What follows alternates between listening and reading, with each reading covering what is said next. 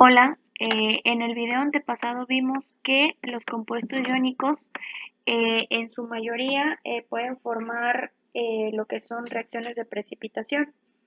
Y bueno, en una reacción de precipitación pues lo que sucede es que se forma un precipitado, es decir, un sólido insoluble que se separa de la disolución, así como podemos ver aquí en este tubo de ensayo, em, que representa a la reacción en donde se le agrega yoduro de sodio en estado acuoso al nitrato de plomo.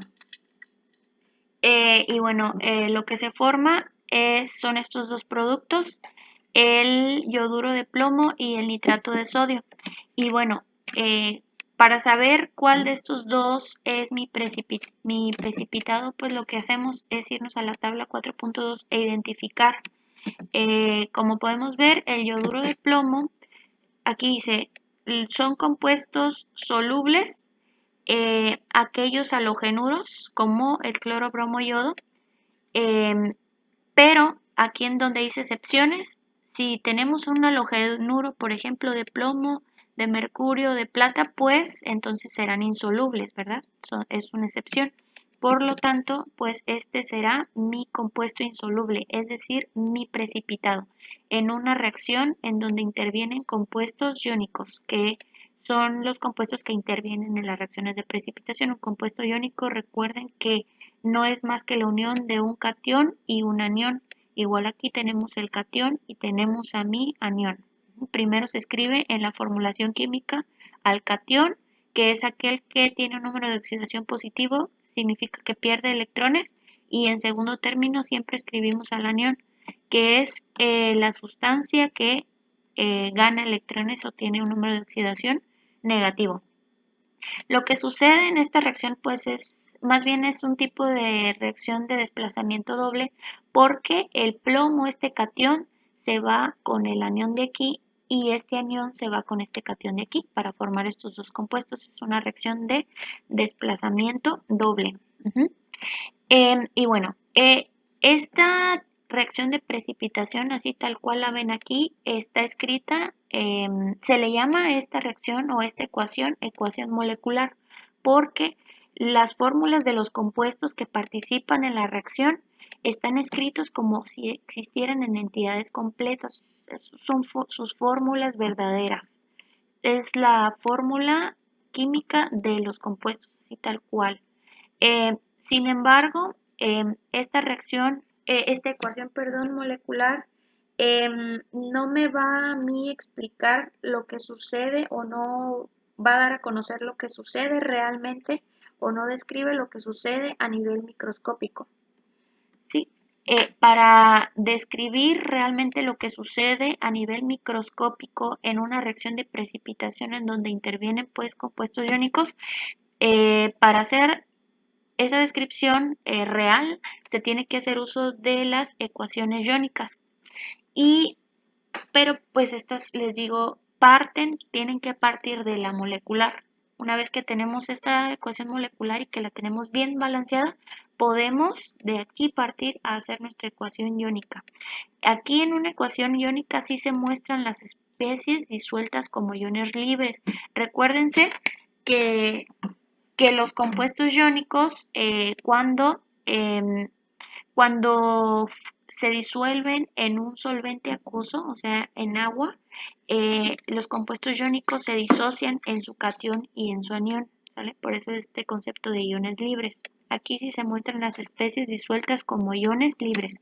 Y bueno, aquí tenemos, por ejemplo, el nitrato de plomo. Lo único que hicimos acá en la ecuación iónica es separarlo en sus dos iones, en el catión plomo y el anión nitrato. ¿Sale? Para saber qué cargas les voy a poner yo, pues lo único que tengo que hacer es irme acá a la tabla 2.3 e identificar el plomo. El plomo nada más trabaja con 2 más y el nitrato con -1. Por eso es que están escritos así. El plomo con 2 más y el nitrato con -1. ¿Sí? Como aquí me está indicando que son, este 2 nada más me está afectando aquí al nitrato, por eso es que lo puse aquí como coeficiente. ¿Sí? Este no significa la carga. Este subíndice me indica el número de átomos. ¿sale? Por eso está escrito aquí. Y me está afectando a todo mi anión, ¿sale? Por eso lo tengo que escribir aquí. Y bueno, el yoduro de sodio también lo tengo que disociar en sus dos iones, el sodio que tiene carga +1 y el yodo que tiene carga -1. ¿De dónde lo saco? También de la tabla 2.3. Y bueno, como pueden ver, paso el número de átomos tal cual como estaba acá en la ecuación molecular. 2 átomos de sodio los puse aquí y 2 átomos de yodo los puse aquí, ¿sí? Y después de la flecha, pues tengo a mi yoduro de plomo. Como pueden ver, ¿por qué no disocié yo a mi yoduro de plomo? Porque este es mi precipitado. ¿Cómo voy a saber que es mi precipitado? Bueno, porque ya lo checamos aquí en la tabla 4.2. El precipitado no se disocia porque recuerden que el precipitado es un compuesto insoluble, no se va a poder disociar en mi entorno acuoso. En cambio, este compuesto sí. ¿Sale? El nitrato de sodio, ¿cómo lo puedo ver? Nitrato, aquí está, de sodio, no es ninguna de estas excepciones, entonces es soluble. Ese sí se va a disociar, por eso este sí lo disocié y este no, porque aquí lo dice, que este es insoluble, por eso no lo disocio. Todo lo que sea soluble lo disocio, lo que sea el compuesto que sea insoluble no lo puedo disociar en mi ecuación iónica, ¿sí? Porque la ecuación iónica, les recuerdo, solo muestra las especies que se pueden disolver como iones libres en un entorno acuoso. Entonces, esta ecuación iónica la puedo simplificar yo eliminando los iones espectadores. ¿Cuáles son esos iones espectadores? Son los iones que no participan en la reacción global, o sea que no me permiten la formación de mi precipitado, en este caso mi compuesto insoluble. ¿Y quiénes son? El sodio y el nitrato. Y los voy a eliminar de ambos lados de mi reacción. Si se fijan, son los mismos 2NO3, 2NO3, 2Na, 2Na. Los elimino. Los cancelo ya que aparecen en ambos lados de la ecuación y no cambian. Por lo tanto, mi ecuación iónica neta quedaría así, sin esos iones espectadores. Y esta sería mi ecuación final, simplificada, que representa a la reacción de precipitación del nitrato de plomo con el yoduro de sodio. Entonces los pasos para escribir ecuaciones iónicas y ecuaciones iónicas netas es primero escribir la ecuación molecular balanceada de la reacción. Posteriormente, escribir la ecuación para indicar los iones que se disocian, que se forman en la disolución, o sea, que se pueden disociar en sus cationes y aniones. Se supone que todos son electrolitos fuertes que en solución están completamente disociados en cationes y aniones. Este procedimiento conduce a la ecuación iónica, el paso 2.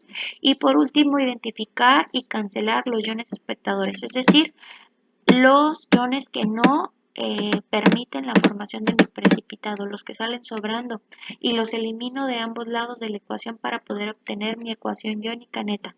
Y aquí tenemos otro ejemplo de otra reacción de precipitación en donde intervienen otros dos compuestos iónicos, el fosfato de potasio y el nitrato de calcio. ¿Qué es lo que tengo que hacer? Dice el paso 1, escribir la ecuación molecular balanceada de la reacción, pero aquí no me está diciendo cuáles van a ser mis productos, pues yo lo tengo que determinar. Primero, el fosfato de potasio, pues lo disocio, ¿verdad? Lo que hice fue disociarlo en sus dos iones, el catión, potasio, y el anión, fosfato. ¿De dónde lo saco? De la tabla 2.3 para checar bien sus cargas. También lo hago con el nitrato de calcio. Recuerden que ¿qué sucede en una reacción de precipitación donde intervienen dos compuestos iónicos? Una reacción de desplazamiento doble. El primer catión se va con mi segundo anión y el primer anión se va con mi segundo catión. Entonces voy a formar K3NO3 y calcio PO4. ¿Sale? El calcio, el fosfato de calcio, yo voy a checarlo acá y veré si es un compuesto soluble o insoluble. Fosfato, dice aquí insoluble.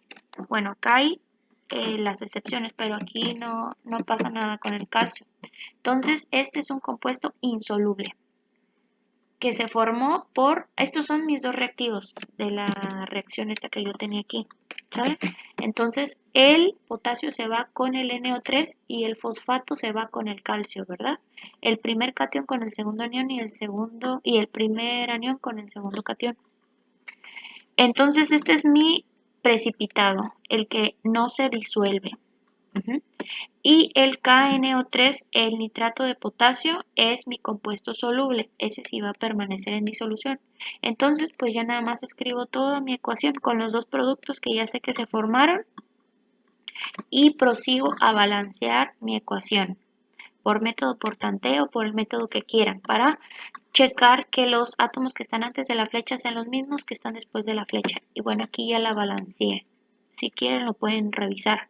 Y ya esta ecuación es mi ecuación molecular ya balanceada. Una vez que tengo mi ecuación molecular balanceada, lo primero que hice fue escribir los productos y después balancear la ecuación. Ahora sí voy a proseguir a escribir mi ecuación iónica completa. ¿Cómo lo voy a hacer? Pues voy a disociar mis compuestos iónicos, pero el único que no voy a disociar es mi compuesto insoluble, ¿sale? El precipitado. Es el único que no voy a disociar. ¿Y cómo le hago para disociarlo? Pues checando las cargas de los iones de la tabla 2.3. Y fíjense que voy a pasar a mis compuestos con todo y sus números de átomos. Por ejemplo, aquí el potasio tiene 2 por 3, 6 átomos. Por eso escribí 6 potasio con su carga más 1 en estado acuoso, porque está disuelto. Y luego escribo al fosfato cuántos cuántos números de aniones tengo aquí. 2, ¿verdad? 2 del grupo fosfato con su carga menos 3. Y ya luego todos en estado acuoso porque están disociados. Y luego el calcio porque es mi catión, 3 calcio con su número de oxidación 2 más. Y luego 3 por 2, 6 nitratos con su número de oxidación menos 1. Después también voy a disociar al nitrato de potasio. El potasio es mi catión, sería 6 potasio con más 1 en estado acuoso. A todos les voy a poner estado acuoso, a todos los que se disocian. Ese va a ser su estado. Y el nitrato, 6 nitrato en estado acuoso con número de oxidación menos 1. Y este no lo voy a disociar, este compuesto, porque es mi precipitado. Entonces, ¿cuáles van a ser mis iones espectadores? Toda esta ecuación es mi ecuación iónica. Y los iones espectadores van a ser aquellos que no intervienen en la formación de mi precipitado ¿Quiénes van a ser entonces? Este y este, ¿verdad? Los voy a eliminar de ambos lados de la reacción y por lo tanto pues ya nada más voy a escribir mi ecuación iónica neta, que es esta, con sus estados de agregación siempre. Fíjense, siempre que mi precipitado se forma en estado sólido y todos los demás iones que se disocian los tengo que escribir en estado acuoso siempre, ¿sí? Bueno, ya con esto terminamos y este sería el ejercicio. Prediga el precipitado de la siguiente reacción. Tenemos también otra reacción en donde intervienen estos dos compuestos iónicos. Lo que primero tienen que hacer es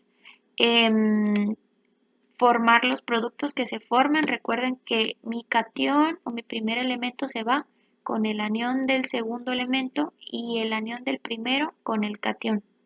Ya cuando lo hago voy a identificar con mi tabla 4.2 cuál es mi compuesto insoluble y ese va a ser mi precipitado. Y ese precipitado yo no lo voy a disociar en la ecuación iónica. Y después de que tenga yo pero antes de eso tengo que balancear mi ecuación molecular. Ya después que haga mi ecuación iónica, identifico los iones espectadores y los elimino y esa ecuación final será mi ecuación neta, iónica neta.